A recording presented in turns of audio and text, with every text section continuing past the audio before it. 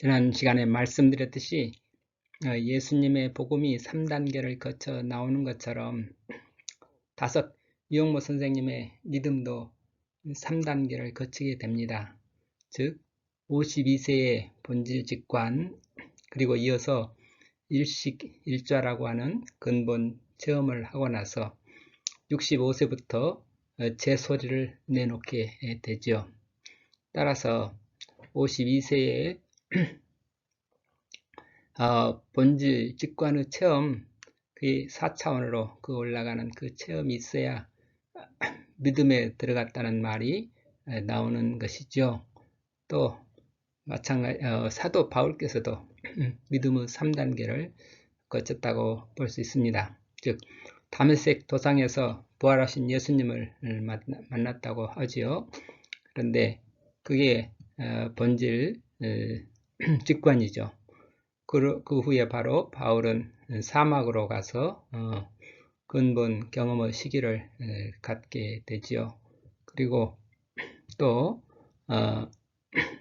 고향으로 돌아가서 이제 안디옥 교회로 가서 거기에서 사도가 되어서 이제 복음을 전하기 시작하는데, 그때 이제 지금 소아시아로 전도 3차례에 걸쳐 전도 여행을 떠났게 된 게 그리 지금 사도행전에 다 나오죠. 처럼 성인들이 이런 3단계 또는 4단계, 4단계로 이렇게 나눠서 그 삶을 볼 수가 있는데, 우리 각자 지금 어느 단계에서 내가 살아가고 있는지 그것을 성인들의 삶에 비춰보아서 자기를 성찰해보고 어느 단계에서 있구나 하고 자기 따라가면 될 것입니다. 그런데 이 지금 사진에 보시는 분이 이용모 선생님, 1890년에서 태어나셔서 1981년에 세상을 떠나신 분이죠. 그런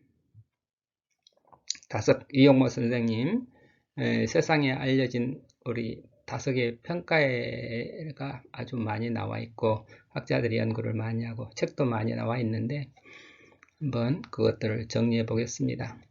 그러면 동양사상, 즉 유불선을 회통했다. 그리고 기독교로 그것을 통섭한 선구자였다. 이렇게 말하겠습니다. 즉 비교종교를 통해서 동서문화 회통의 선구자였다.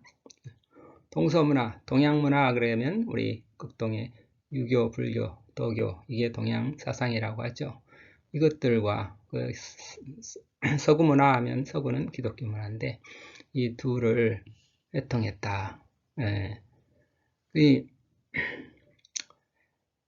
유불선을 회통하고 이 부분은 우리 동양 전통에서 많이 있죠. 유교 선비들, 우리 누구죠? 우리 퇴계 율곡도 불교에 통했던 분들이고, 또 유교 선비들 다 이 선도, 우리나라의 선도라고, 태권도 뭐 이런 것들이 다 도교에서 나온 것들이죠. 도경의 노장사상을 읽었죠. 그 삼교에 해통했던 동양의 가장 대표적인 사람 하면 왕양명이 가장 유명하죠. 그분이 전자 유교, 불교, 도교에 다 회통한 사람이었고, 그런데 이 유불선 3을 회통한 것뿐만 아니라 그것을 기독교 복음 안에서 통섭하신 분이다 이거죠. 이 부분이 최근에 물론 많은 학자들, 우리나라 많은 학자들이 대부분이 다 이런 유불선에다가 기독교까지 이렇게 통섭해서 가르치고 있는 분들이 많죠. 그 중에서 이 크리스찬은 뭐 그렇게 많은 것 같지 않은데 대부분 불교, 예를 들어서 우리나라에 지금 많은 영적 각성자들, 지도자들이, 학자들이 다 유불선 동양 사상, 그리고 서양의 기독교를 통섭하려고 하는데, 이 다섯은 벌써 지금부터 80년 전, 예를 들어서 지금 다섯이 믿음에 들어갔다고 하는 1942년, 지금부터 80년 전이죠. 그때 이미 기독교와 유불선, 다시 말해서 동양 사상을 우리 기독교의 하나의 그 구약 경전처럼 하나의 우리 경전으로 우리가 받아들여서 무엇을 우리가 우리 문화 속에 우리 기독교 이 동양의 사상을 가지고 마치 서양의 기독교가 서양의 그 그리스 철학을 가지고 기독교를 새롭게 정립했던 것처럼 우리가 동양 사람들은 우리 동양의 사상을 가지고 우리 기독교를 재해석해야 된다. 그래서 그 일을 완성했던 분이 다섯 이용호 선생님이죠. 근데 이제 물론 그 이런 다섯 선생님 영향을 받아서 뭐 불교의 누구죠? 그 법륜 스님 같은 분들도 지금 성경을 가르치고 그러잖아요. 성경을 해석을 하고 또 또 학자들 중에 뭐 김영옥 같은 분도 기독교 뭐 유교, 불교, 도교 다 노장 다 통섭하려고 애를 쓰는 것 같습니다. 그분이 그렇게 통섭이 됐는지는 모르겠지만 뭐 또 하여튼 많은 우리나라에 그런 분들이 많죠. 그래서 이 기독교로 통섭한 선구자 아마도 근데 우리 교회 쪽에서는 이거 기독교 쪽에서는 이런 다석의 어떤 성취를 지금 알아주는 분들이 거의 많지 않은 것 같습니다.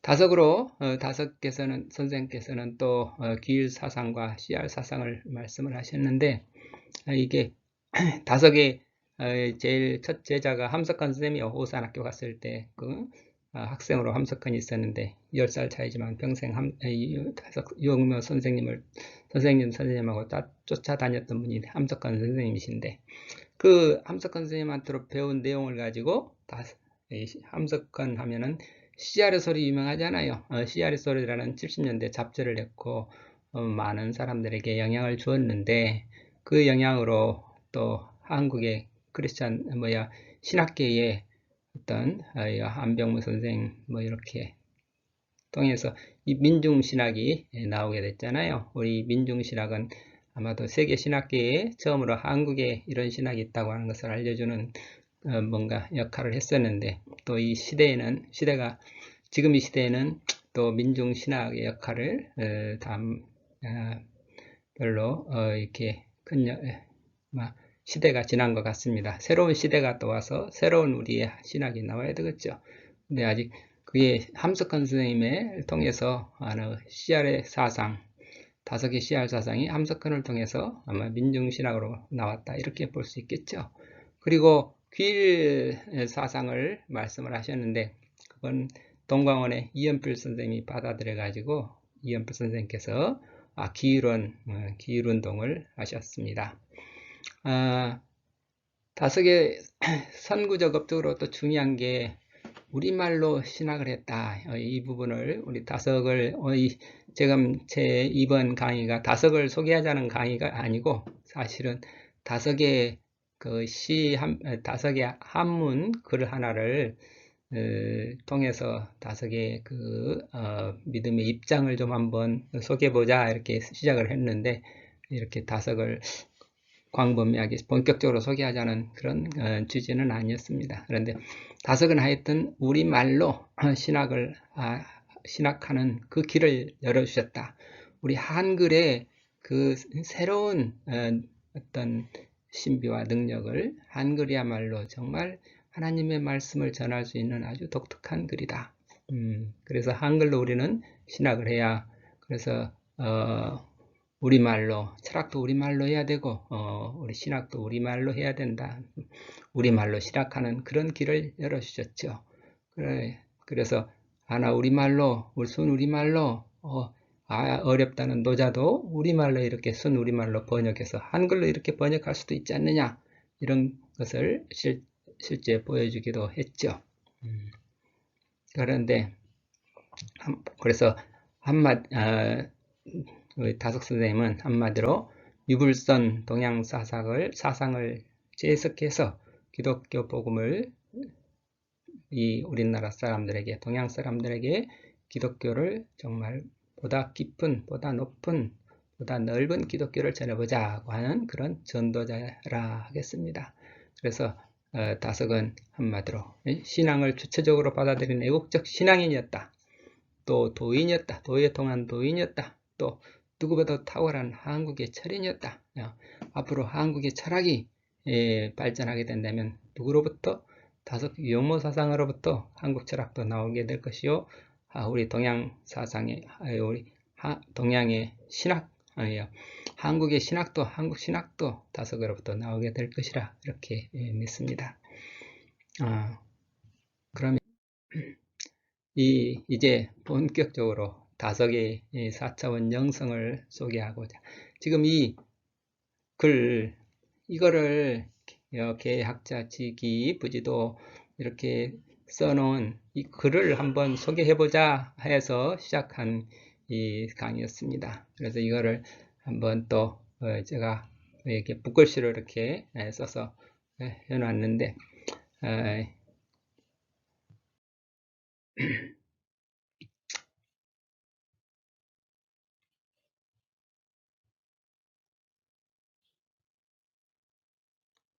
우리 앞에서 우리가 파워포인트가 앞으로 안 돌아가네요. 어떻게 해야 되는지. 그 앞부분을 보시면 거기에 보면은 첫 두 단락으로 나눠놨는데 앞 단락은 3차원의 믿음이었고 뒷부분은 4차원의 세계다. 앞에 3차원의 세계는 뭐고 4차원의 세계는 뭔가. 그래서 이 3차원의 세계 뒤에 4차원의 세계 이렇게 생각할 수 있는데 아무튼 한자를 그냥 일일이 바로 한자를 보면은 뭐랄까 너무 어렵게 느껴지실 것 같아서 바로 그냥 넘어왔나 봐요. 근데 이 개학자 첫 머리가 개학자로 시작되어 있죠. 개학자. 여기 개학자로 시작되는 첫 단락은 우리 지금 3차원의 세계인데 덮을게 배울 학.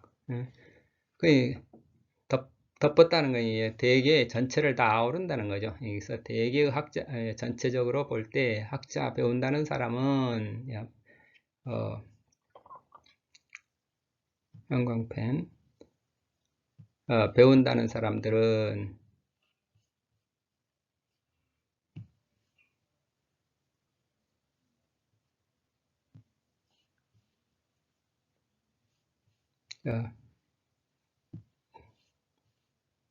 배운다는 사람은 이렇게 배운다는 거 대부분 학자들이 말이죠.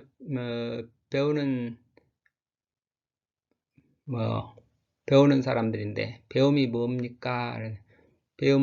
배운다는 게 우리가 배울 때 이렇게 클래스의 요소도 셋이죠. 선생님이 계셔야 되고 학생이 있어야 되고 그리고 교재 즉 교과서가 있어야죠. 성경을 배워도 선생님을 모시고 배워야지 그냥 혼자 배운다고 하면 잘못되기 쉽다, 위험하다. 우리 선생님은 성령이시니까 성령을 받은 어떤 선생님께 배워야죠. 즉 또 이걸 전통으로 말하면 사도의 전통, 즉 예수님에서부터 바울이면 사도 바울 통해서 베드로를 통해서 쭉 이어가지고 이렇게 어거스틴이 또 아퀴나스니 뭐 통해서 이렇게 쭉 이어받은 그런 어떤 그래서 우리 목사님, 선생님 통해서 우리가 말씀을 배워야 된다. 그래야 위험하지 않다. 물론 이런 내용이 이제 우리 동양의 공자도 말했죠.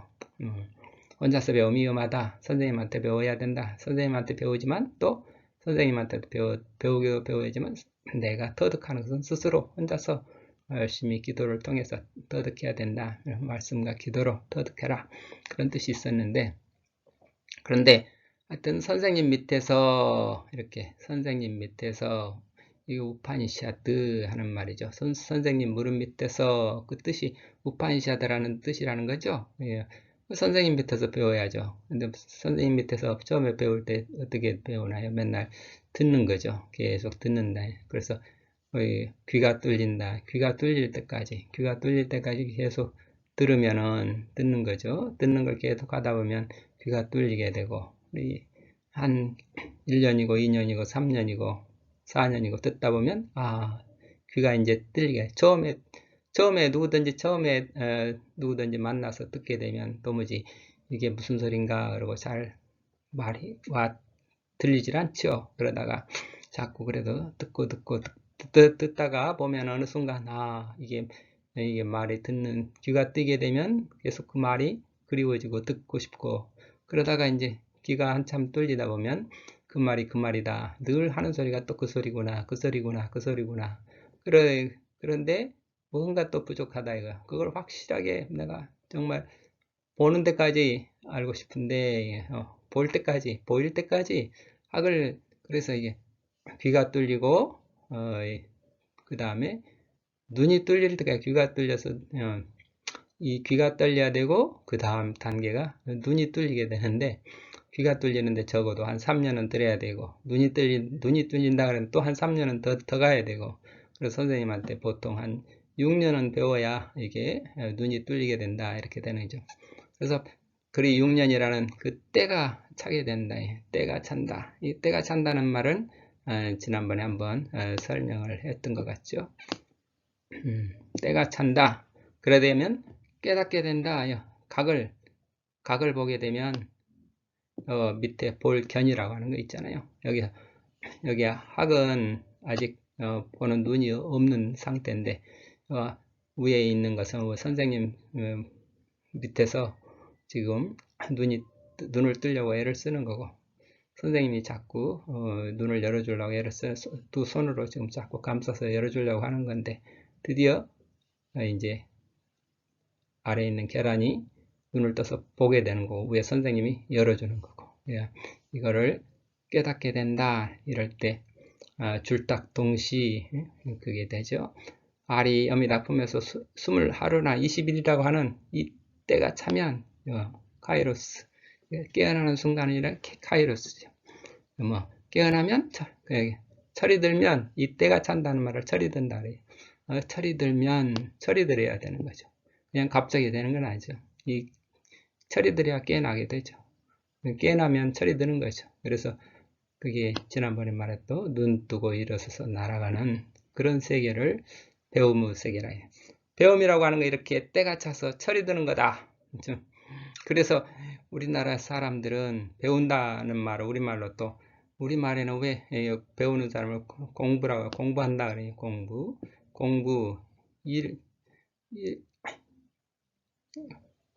이거 한자예요. 그 공들을 공자인데 장인공을 했네요. 이 공부 안 쓰죠. 공들을 공부한다 그럴 때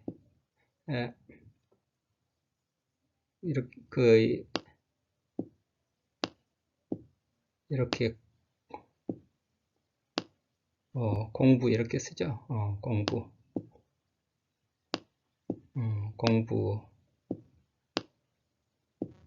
공부한다. 공부한다. 이게 공자가 잘못된 거예요. 일하는 사람 되는 일에 힘쓴다 이거죠. 즉, 일하는 사람인데 어떤 일인가 사람 되는 일에 힘쓴다. 그런 사람을 공부한다. 믿음이란 우리나라에서 이렇게 공부한다 하는 게, 배운다는 걸 공부라고 하는 거예요. 참 이것도 신비한 일이에요. 우리말 속에 얼마만큼 깊은 철학이 들어있는지 갈수록 신비해요. 믿음이란 그러면 이처럼 예수 그리스도의 품으로 들어가서 우리가 이 귀가 뜨이고 눈이 뚫리고 코가 뚫리고 입이 뚫릴 때까지 철이 드는, 그게 바로 믿음이라는. 그래서 믿음이라는 건 귀가 뚫린다, 눈이 뚫린다, 코가 뚫린다, 그건 뭐예요? 그래서 다 그렇게 귀가 뚫리고 눈이 뚫리고 코가 뚫리고 입이 뚫리고 그렇게 다 뚫려야 이 깨끗할 거룩할 성인이라고 하는 거죠. 그래, 믿음이란 사람이 되는 일이다. 그래서 인생에 할 일은, 사람으로 태어나서 할 일이 뭐냐? 그랬을 때 믿는 것이 일이다. 가장 중요한 일이다. 믿음이, 우리 요한복음 6장 29절 가서 보면 우리 제자가 예수님한테 물어보죠. 우리가 어떻게 해야 하나님이 일을 하겠습니까? 제자들의 질문에 예수님이 말씀하셨습니다. 하나님께서 보내신 일을 믿는 것이 하나님의 일이니라 그랬어요. 요한복음 6장 29절 이 말씀이 아주 깊은 의미가 있는데, 이게 바로 우리나라 사람들이 늘 공부하는 학생들한테, 아이들한테, 청년들한테, 공부해라, 공부해라. 예, 공부가 뭐냐? 사람 되는 일이다. 사람이 돼야 된다. 사람 돼야 된다. 공부하라, 공부하라. 이 공부, 그거를 사람 되는 일. 이게 우리 기본적인 우리 한국의 철학이죠.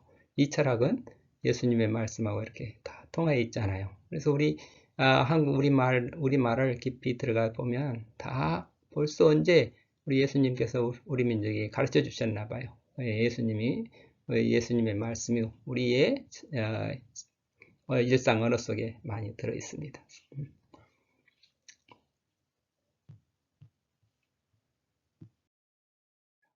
그러면 무엇을 보고 무엇을 배울 것인가 했을 때 지기 부지도 영영 기직도 이게 지금 3차원으로 쓰겠죠.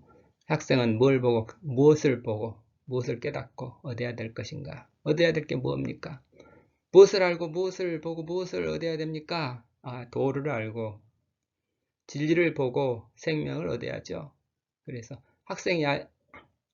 그럼 아직 학생이다. 알지 못한다. 뭘 알지 못하나? 무엇을 보지 못하나? 알지 못하는 게 도를 알지 못하고 진리를 보지도 못하고 또 생명을 체득하지도 못하고 이런 것들이 영생을 얻지도 못하고 그럼 도가 무엇이냐? 첫 줄은 이 도, 학생이라면 우리가 학생이 지금 알고자 하는 건 뭐예요? 도를 알고 싶고 공을 알고 싶고 무를 알고 싶다. 요건데 우리 크리스찬은 길이요, 진리요, 생명을 알고 싶다는 거죠. 자, 이렇게 이 세 가지를 한번 설명을 해 보겠습니다.